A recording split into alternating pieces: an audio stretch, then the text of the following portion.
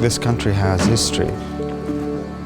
Our great-great-grandfathers and our ancestors made wine here.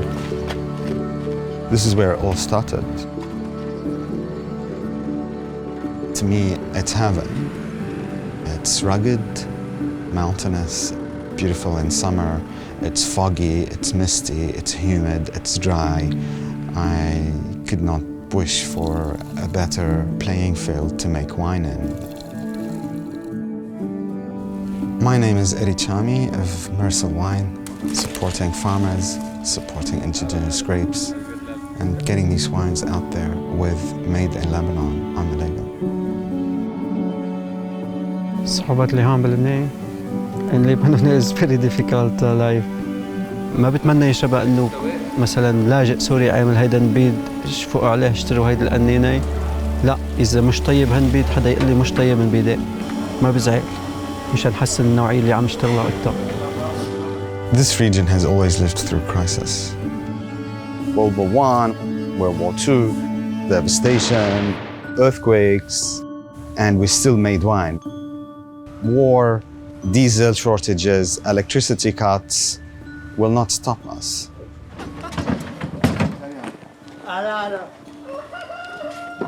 Ready?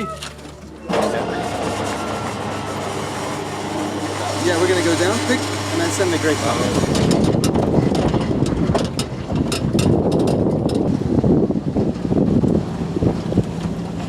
So it's up at 4 a.m., throw a coffee down, pre-arrangements with farmers to pick grapes, harvest, get them on a truck, get them to the winery, and once the grapes are at the winery, it's just shepherding these grapes through this process, trying to keep it as natural as possible.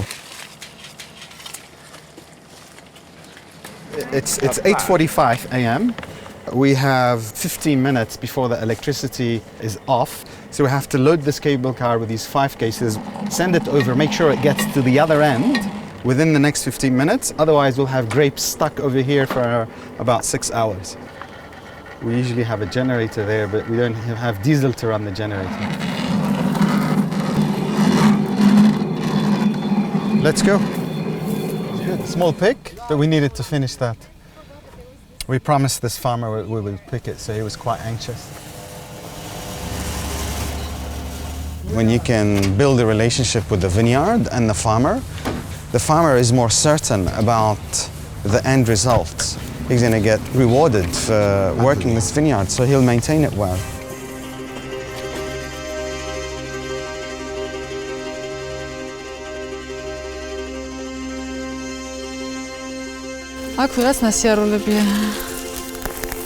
The land is so nice and so beautiful.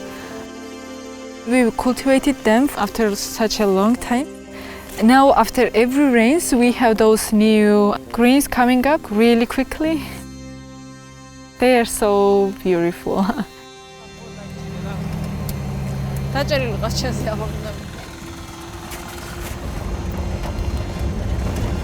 Winemaking is something which is in the blood already.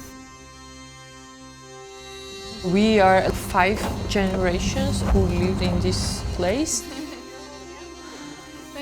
Inside that plot you have lots of different varieties, and each of them was brought by my grandpa. He was traveling like all around Georgia. He would find like some rare variety and he would bring those plants here and he was planting into the vineyard.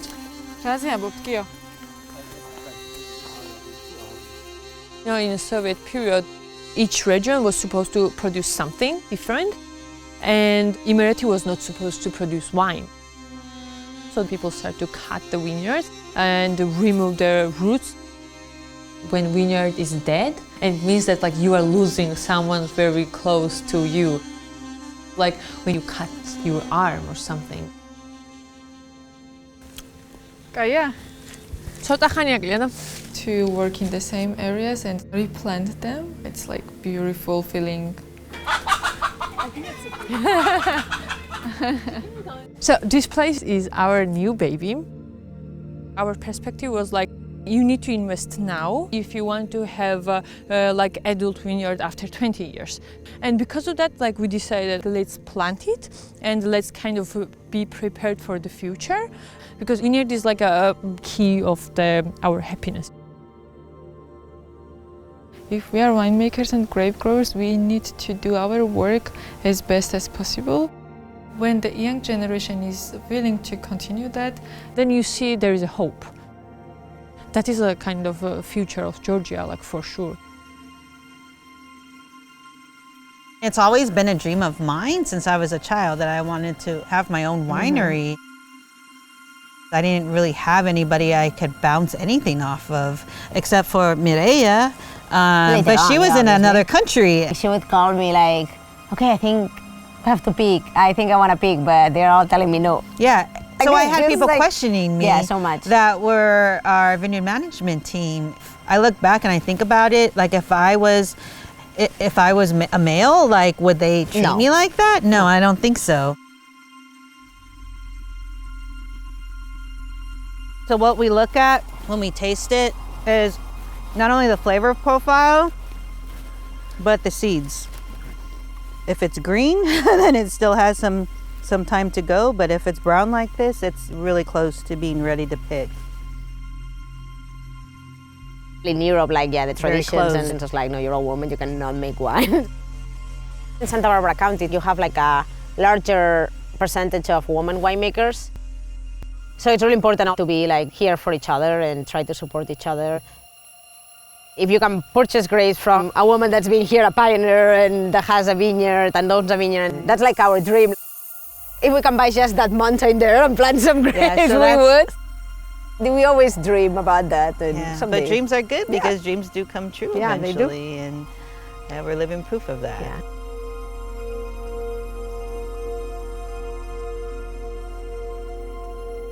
Before apartheid, the wine industry as a whole was present and yet absent for us as a people because there was no access. The only connection between the vineyard and black people was the cheap wine that was distributed in our areas. My name is Nondumiso Pikashe. I hail from Guguletu Township, Cape Town, South Africa. There is a view that township life should not be celebrated. I remember someone saying, oh, why do you celebrate Guguletu? I'm like, I was born there. That place breathed life into me, shaped me. It molded me into the person that I am. I didn't know a wine was produced. I got to get the grape is crushed. The fragility of winemaking. This is such a powerful process I relate to as a person. As a black person, we have been crushed into silence, crushed into non-existence, crushed into submissiveness, so that we do not grow into anything beautiful. But we came out as beautiful, delectable, matured wine. My wine brand is proudly called Sesfikile. Sesfikile is a Xhosa word, which means we have arrived. We have arrived.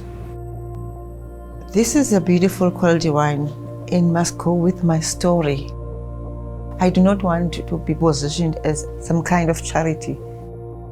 I'm here to compete amongst these big brands. I think wine always has this thing of bringing community together. If you drink this wine, you're supporting a small family-owned business, you're supporting women in the wine industry, you're supporting all the farmers that take care of this vineyard, all the pickers that come during harvest. We are not doing winemakings because of money. All the neighbors, they are like kind of big part of your life, big part of your family. It's a circular economy that helps the farmers, that helps those that import glass, that helps that printer that prints labels, helps the truck that drives grapes from the vineyard to the winery. It's the livelihood of many people. My name is Nondumiso Pigashe. My name is Tara Gomez. And I'm Mireia Taribo.